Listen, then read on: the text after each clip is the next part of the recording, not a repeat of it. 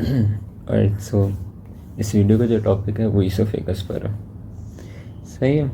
तो किसी भी ऑर्गन को अगर हम कर रहे हैं तो उसको कुछ हेडिंग्स पर डिस्कस किया जाता है।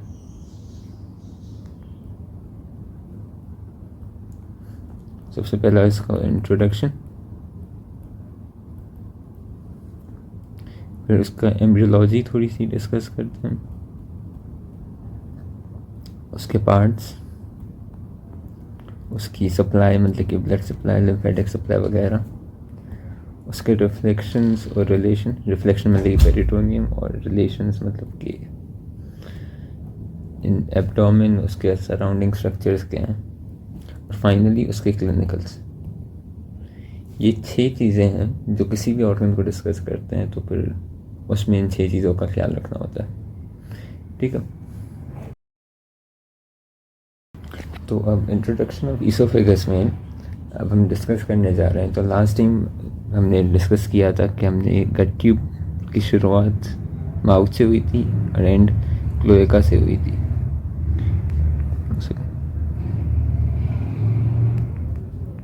ठीक है, एंड इसकी क्लोएका, स्टार्टिंग माउथ से। सही है। फिर हमने माउथ के कुछ लाइक लेंस बाद हमने रेस्पिरेटरी बड निकाला था, फिर हमने हेपेटिक बड निकाला था। इन दोनों के बीच का जो फासला था उसको हमने नाम दे दिया था फोरगट प्रॉपर। इस फोरगट प्रॉपर का जो सबसे पहला ऑर्गन है जो शुरू डायरेक्टली फेरिंग्स के बाद शुरू हो रहा है उसका नाम है ईसोफेगस। तो उसकी स्टार्टिंग की जो लेवल है वो C6 है, सर्वाइकल 6 वर्टिब्रा पर शुरू होता है अप टिल T11 नीचे ट्रेवल करता जाता है। It passes through the diaphragm through oesophageal hiatus and then T11 की लेवल पर जाकर वो ख़त्म हो जाता है और फिर उस स्टमक में अपना तब्दील हो जाता है या फिर ओपन हो जाता है। ठीक है। इसके दौरान इसके दरमियान का जो फासला है बेसिकली वो 10 इंचेस तक है, that is like somewhere around 25 centimetre approximate. ठीक है। तो ये ईसोफेगस है हमारा।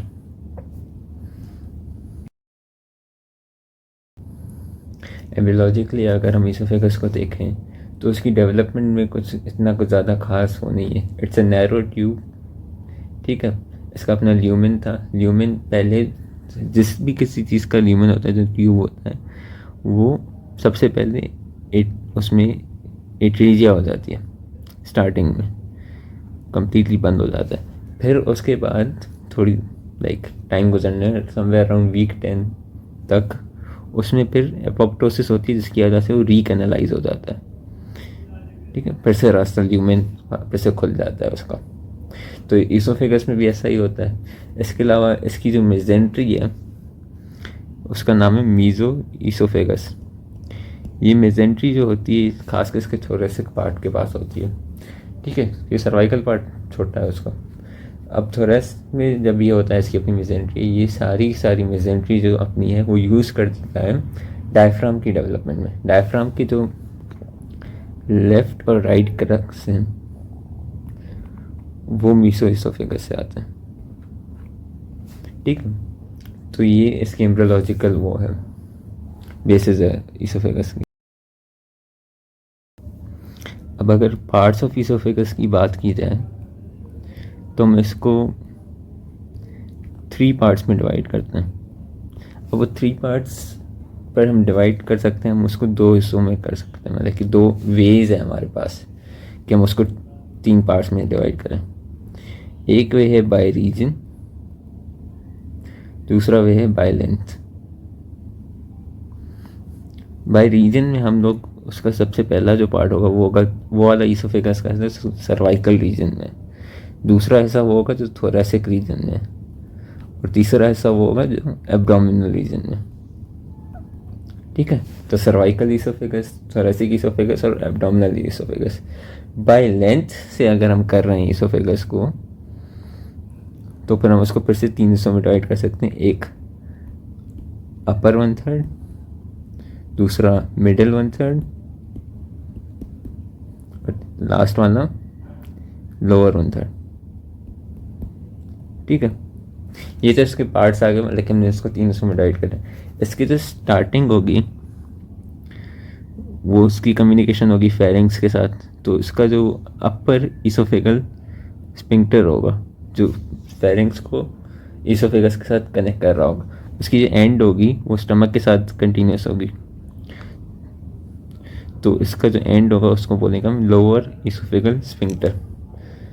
अपर इसोफेगल स्पिंक्टर जो है वो एक एनाटॉमिकल स्पिंक्टर है, उधर मसल होता है क्रीकोफेरेंजियस मसल, वो भी इसको मदद करवाता है, और क्या बोलते हैं क्रीकोफेरेंजियस मसल भी उसको एज ए वो करता है, sphincter as a sphincter function करने में मदद करता है। लोअर इसोफेगल स्पिंक्टर जो है वो it's not an anatomical sphincter. ये एनाटॉमिकल स्पिंक्टर फिजियोलॉजिकल स्पिंक्टर जो होता है वो उसमें फ़र्क क्या है, इस फिजियोलॉजिक स्पिंक्टर हमें मालूम है कि अगर एनाटॉमिकल स्पिंक्टर की बात करें तो हमें मालूम है कि हिस्टोलॉजिकली हर जीआईटी के 4 लेयर्स होते हैं। सबसे पहली लेयर म्यूकोजा, फिर उसके डीपर सब म्यूकोजा, फिर मस्कुलर स्प्रोपिया जिसकी इनर सर्कुलर होगी एंड देन आउटर लॉन्गिट्यूडिनल होगी, एंड देन फाइनली सिरोजा या एडवेंटिशिया। जो एनाटॉमिकल स्पिंक्टर होते हैं उसमें जो इनर सर्कुलर लेयर होती है वो बढ़ी हुई होती है, like 8 to 10 times bigger than usual। जो फिजियोलॉजिकल स्पिंक्टर है उसमें ये नहीं होता, उसमें नॉर्मल ही होती है, उसमें दूसरी चीज़ें फिजियोलॉजिकली यूज़ की जाती हैं to function as a sphincter. जैसे लोअर इसोफेगल स्पिंक्टर में कौन सी चीज़ें जो उसको एज अ स्पिंक्टर फंक्शन करने में मदद करती हैं? पहला है इसका एंगल, इसका एक्यूट एंगल है जिसकी वजह से रिफ्लेक्स नहीं होता। दूसरा है इसका इंट्रा एब्डोमिनल प्रेशर,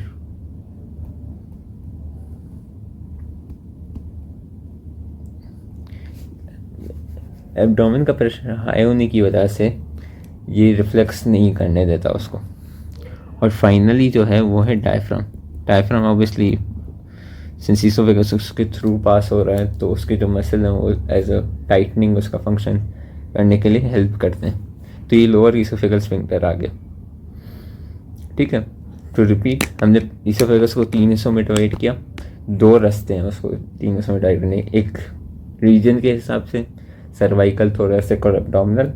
सर्वाइकल का जो हिस्सा है अगर देखा जाए तो वो अराउंड 2 इंचेस है, एब्डोमिनल का भी 2 इंचेस है, बाकी का जो 6 इंचेस है वो थोरेसिक का है, ठीक है। अगर बाय लेंथ करें हम लोग तो उनको इक्वल 3 हाउस में हम डिवाइड कर सकते हैं, अपर 1/3, मिडिल 1/3 एंड देन लोअर 1/3। इसकी एक और बात बताऊं कि जो अपर 1/3 होता है उसमें सिर्फ और सिर्फ स्केलेटल मसल होता है, मिडिल 1/3 जो होता है उसमें स्केलेटल मसल भी होते हैं, स्मूथ मसल भी होता है, और लोअर 1/3 में सिर्फ और सिर्फ स्मूथ मसल होता है। उसके अलावा लोअर 1/3 का जो काफ़ी हिस्सा होता है उसमें जो इसकी एपिथेलियम होती है वो सिंपल कॉलमनर होती है, ठीक है। और अपर 1/3, मिडिल 1/3 की स्ट्रेटिफाइड स्क्वामस होती है, नॉन केराटिनाइज। तो अब अगर इसकी सप्लाई की बात की जाए इसोफेगस की, ठीक है, हमें इसकी ब्लड सप्लाई करनी होगी, हमें इसकी लिम्फेटिक सप्लाई करनी होगी, ठीक है। ब्लड सप्लाई में इसका होता है यूं कि आर्टीरियल और वीनस में हम पहले आर्टीरियल पहले करते हैं, ठीक है। हमने इसके 3 हिस्से में डिवाइड किया था इसको, अपर 1/3, middle 1/3 and then lower 1/3।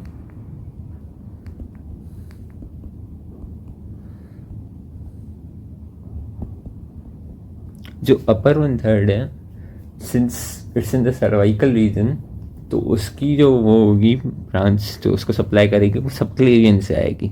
Subclavian artery की ब्रांच है थायरोसर्वाइकल ट्रंक, उधर से इसकी इसोफेगल ब्रांचेस आएंगी। तो ये कहाँ से है? सबक्लेवियन आर्टरी, उसकी कौन सी? थायरोसर्वाइकल ट्रंक, क्योंकि सर्वाइकल रीजन में तो थायरोसर्वाइकल ट्रंक सर्वाइकल रीजन के स्ट्रक्चर्स को सप्लाई देता है। मिडिल 1/3 जो है वो डायरेक्टली थोरेसिक एओर्टा से ब्रांचेस लेगी, ठीक है। एंड लोअर 1/3 जो है सिंस वो एब्डोमेन में है तो वो सीलिएक आर्टरी से ब्रांच लेगी। सीलिएक आर्टरी की कौन सी ब्रांच? लेफ्ट गैस्ट्रिक वेसल, क्योंकि वो स्टमक के साथ ही होगी, ईसोफेगस, एब्डोमिनल ईसोफेगस, तो स्टमक की ब्लड सप्लाई उसको देगी, तो left gastric artery.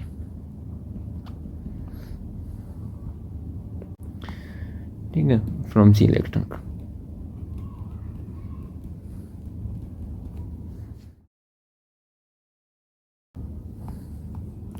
Venus drainage में सेम चीज़ है, बस आर्टरी का नाम हटा के वेन्स रख दो, ठीक है। तो यहाँ पर अपर 1/3 की सबक्लेवियन वेन हो जाएगी, मिडिल 1/3 की अजाइगस सिस्टम हो जाएगा, ठीक है। और फाइनली लोअर 1/3 की लेफ्ट गैस्ट्रिक वेन फ्रॉम हमारा सीलिएक ट्रंक। तो lymphatic supply of oesophagus rather drainage, right, तो सप्लाई नहीं होती, ड्रेन होता है, ठीक है। तो अगेन हमने 3 हिस्सों में डिवाइड किया था, अपर 1/3, मिडिल 1/3 एंड देन लोअर 1/3। जो अपर 1/3 है वो सर्वाइकल में है, तो उसके लिम्फ नोड्स का भी नाम होगा डीप सर्वाइकल लिम्फ नोड्स, ठीक है, इजी। दूसरा जो है हमारा थोरेसिक वाला हिस्सा जो है, रादर नॉट थोरेसिक, मिडिल 1/3 वाला, वो जो होगा वो मीडियास्टिनम में होगा, स्पेसिफिकली पोस्टीरियर मीडियास्टिनम में। तो उसके जो लिम्फ नोड्स होंगे posterior mediastinum lymph nodes. And then जो फाइनल हमारा एब्डोमेन वाला हिस्सा है उसके जो होंगे वो लेफ्ट गैस्ट्रिक लिम्फ नोड्स होंगे जो ड्रेन करेंगे finally into coeliac lymph nodes, ठीक है। तो ये इसकी लिम्फेटिक ड्रेनेज ऑफ ईसोफेगस है।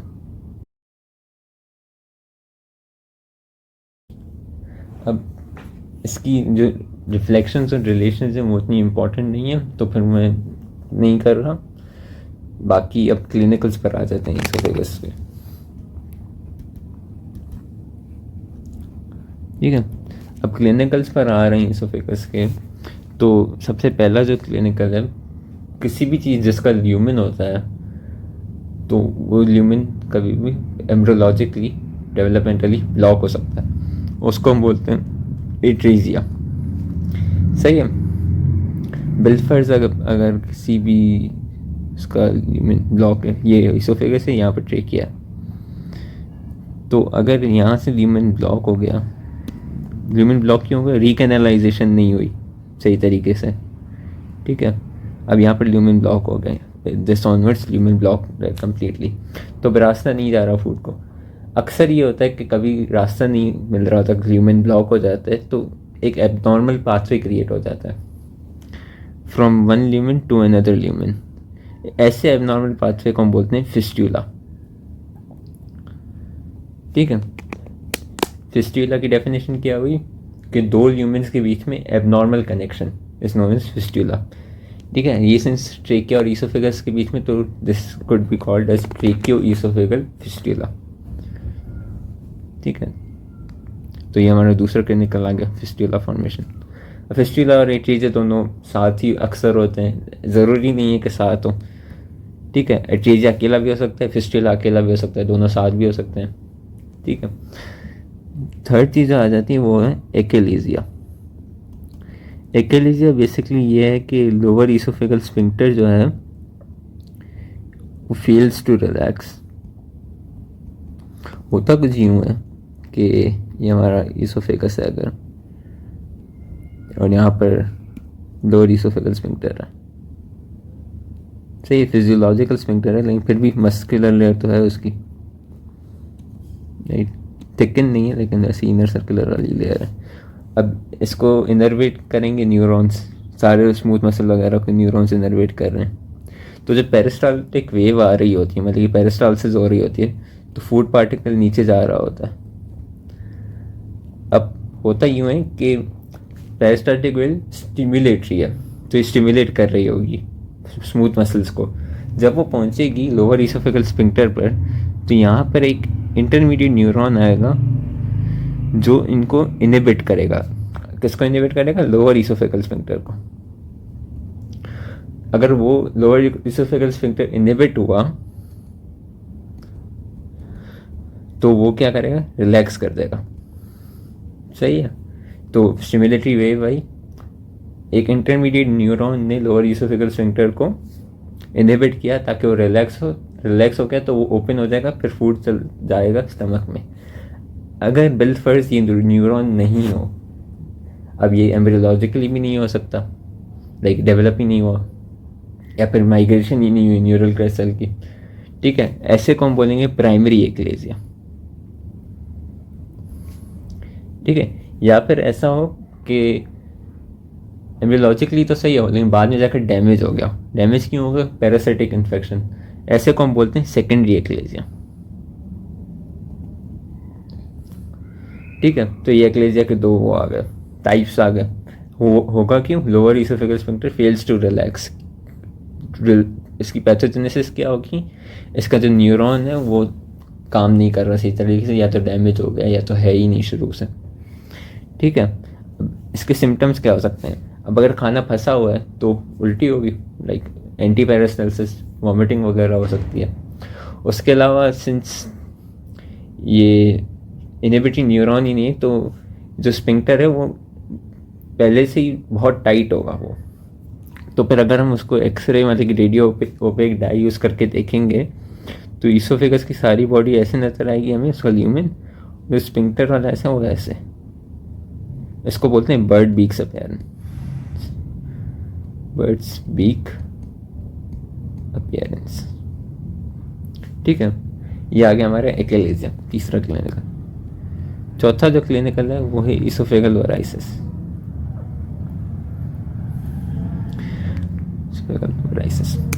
होता यूँ है कि जो लोअर 1/3 ऑफ ईसोफेगस है वो लेफ्ट गैस्ट्रिक वेन में ड्रेन हो रहा है। Left gastric when ultimately drain होगी पोर्टल वेन में।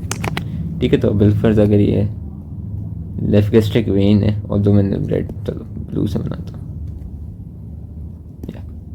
ठीक है, ये लेफ्ट गैस्ट्रिक वेन है, ये ड्रेन हो रही है पोर्टल वेन में। ठीक है। पोर्टल वेन ड्रेन होगी लिवर में, एंड देन लिवर ड्रेन करवाएगी इसको इंफीरियर वेना केवा में। ये सारा ब्लड वगैरह इसको क्लीन वगैरह करके इंफीरियर वेना केवा में डायरेक्टली क्लीन।